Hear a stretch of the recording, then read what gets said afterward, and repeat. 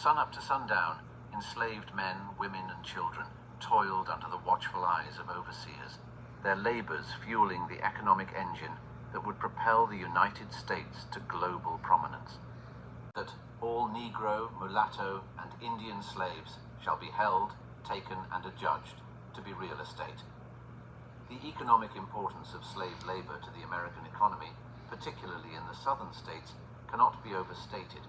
By 1860, there were nearly 4 million enslaved people in the United States, representing a staggering 13% of the total population. The vast majority of these individuals were concentrated in the agricultural regions of the South, where they formed the backbone of the plantation system. On the eve of the Civil War, the value of enslaved people as property was estimated at $3.5 billion, equivalent to approximately $10 trillion in today's dollars. As historian Walter, the nation's largest financial asset, worth more than all of America's railroads and factories combined. This point was underscored by the 1860 U.S. Census, which revealed that the value of the South's enslaved population was greater than the combined worth of all the nation's railroads, factories, and banks.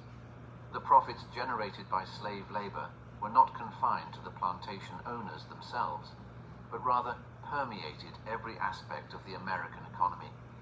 The cotton picked by enslaved hands in the South was shipped to textile mills in the North, where it was transformed into cloth for clothing and other goods.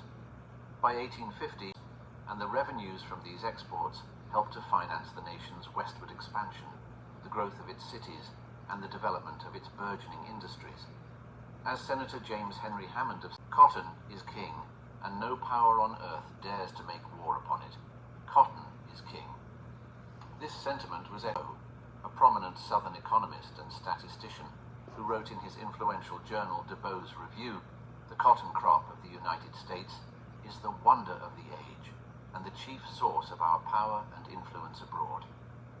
The profits from slave labor did not merely line the pockets of Southern plantation owners, but also flowed northward, fueling the growth of New England textile mills in particular were heavily dependent on Southern cotton, and many of the region's most prominent families, such as the Lowells and the Appletons, owed their fortunes to the slave trade.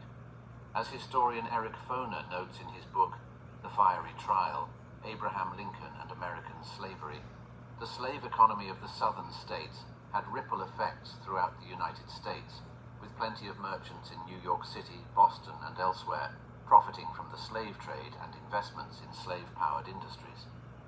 This point was driven home